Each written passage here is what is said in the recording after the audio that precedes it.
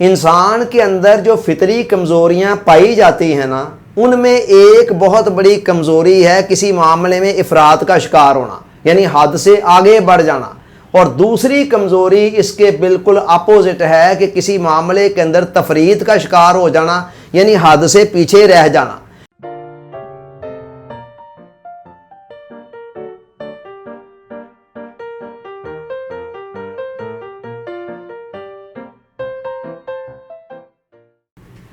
Dear audience,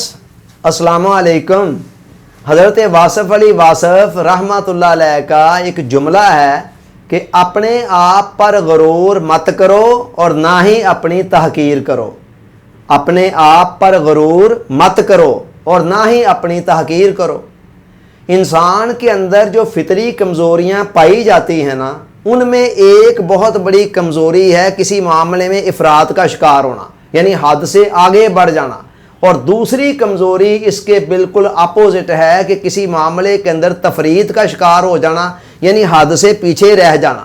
یہ دونوں کمزوریاں انسان کے اندر نیچرلی پائی جاتی ہیں، اور عام طور پر انسان ان کمزوریوں کا شکار ہو کر کسی معاملے میں حد سے آگے بڑھ جاتا ہے، کسی میں حد سے پیچھے رہ جاتا ہے، یعنی افراط و تفریط کا شکار ہوتا رہتا ہے اور اس کے نقصانات بھی بھگتتا رہتا ہے، اور جو درمیان کے اندر اعتدال والی راہ تھی، حقیقت پسندی والی راہ تھی، اس کو عام طور پر وہ تھام نہیں پاتا ہے۔ اس کی وجہ شاید یہ ہے کہ یہ راہ اتنی باریک ہے کہ اول تو دکھائی نہیں دیتی ہے، اور اگر دکھائی بھی دے دے تو پھر اس کو مستقل طور پر تھامے رکھنا ذرا مشکل ہوتا ہے۔ اس لیے لوگوں کی اکثریت عام طور پر یا افراط کی طرف چلی جاتی ہے یا تفریط کی طرف چلی جاتی ہے۔ اب یہی معاملہ انسان کا اپنی ذات کی اسیسمنٹ کے حوالے سے بھی ہوتا ہے۔ کبھی تو ایسے ہوتا ہے کہ اپنے متعلق اتنی زیادہ خوشگمانی کا مظاہرہ کرتا ہے کہ اپنے آپ کو بڑی یونیک قسم کی وکری ٹائپ کی چیز سمجھ کر باقی سب کو اپنے سے حقیر سمجھنا شروع کر دیتا ہے،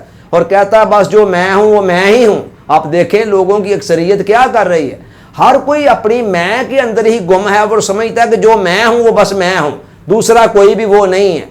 یہ ہے اپنے آپ پر غرور کرنا، اس سے احساس برتری کا جذبہ جنم لیتا ہے، اور یہی تکبر کا دوسرا نام ہے۔ اب تکبر اللہ تعالیٰ کو پسند نہیں ہے، وہ کہتا ہے انہ لا یحب المستکبرین، اللہ تعالیٰ تکبر کرنے والوں کو پسند ہی نہیں کرتا ہے، اس لیے کہ اس کائنات کے اندر بڑائی کا، تکبر کا جو مستحق ہے وہ ایک ہی ذات ہے، وہ اللہ کی ذات ہے، اس کے علاوہ کسی کو یہ زیب ہی نہیں دیتا ہے۔ اس لیے کہ باقی جس کے اندر بھی جو کمال بھی ہے وہ اللہ کا دیا ہوا ہے، ذاتی تو ہے ہی نہیں، تو لہذا اس پر غرور کیا کرنا ہے، تکبر کیا کرنا ہے۔ تو کبھی انسان ایسے ہوتا ہے، اور کبھی اس کے برعکس بھی ہوتا ہے کہ انسان خام خواہ اپنے متعلق بدگمانی کا شکار ہو کر وہ احساس کمتری کی طرف چلا جاتا ہے، کہتا ہے بس میں تو کچھ بھی نہیں کر سکتا، میں تو کچھ بھی نہیں ہوں، میری تو قسمت ہی کھوٹی ہے، میں تو ہوں ہی نکما نکارا۔ یہ چیز بھی انسان کی بہترین صلاحیتوں کی قاتل ہے، ان کو ذبح کر دیتی ہے، اور انسان آگے نہیں بڑھ سکتا۔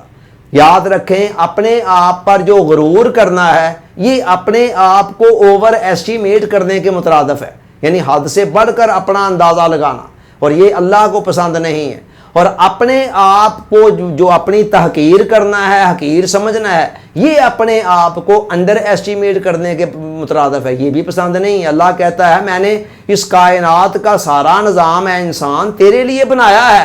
اور تیرے لیے سارا چیزیں تیرے مسخر کر دی ہیں، تیرے قابو میں دے دی ہیں، لہذا بلا وجہ ہی اپنے آپ کو انڈر ایسٹیمیٹ بھی کیوں کرنا ہے، یہ کیوں سوچنا ہے کہ میں کچھ بھی نہیں ہوں۔ وہ قرآن مجید کے اندر قسمیں کھا کر بتا رہا ہے کہ لَقَدْ خَلَقْنَا الْإِنسَانَ فِي أَحْسَنِ تَقْوِيمٍ، میں نے انسان کو بہترین خلقت کے اندر پیدا کیا۔ تو جب ساری مخلوقات میں سے اللہ تعالیٰ نے انسان کو یہ شرف بخشا کہ اس کے سر پر اپنی خلافت کا، نیابت کا تاج رکھا، اور پوری کائنات کو اس کے لیے بنایا، اس کے لیے مسخر کر دیا، تو پھر انسان اپنے آپ کو انڈر ایسٹیمیٹ بھی کیوں کرے اور اوور ایسٹیمیٹ بھی کیوں کرے کہ اللہ تعالیٰ کے علاوہ اس کائنات کے اندر کوئی بڑائی کا مستحق ہے ہی نہیں کہ انسان خام کا اپنے آپ پر تکبر کرے۔ واصف صاحب اس جملے کے اندر یہی بتا رہے ہیں، فرما رہے ہیں کہ اپنے آپ پر غرور مت کرو اور نہ ہی اپنی تحقیر کرو، یعنی غرور سے بھی بچنا ہے، اور اس کے بالکل جو اینٹی ہے وہ تحقیر سے بھی بچنا ہے، ادھر سے افراط سے بھی بچ جانا ہے،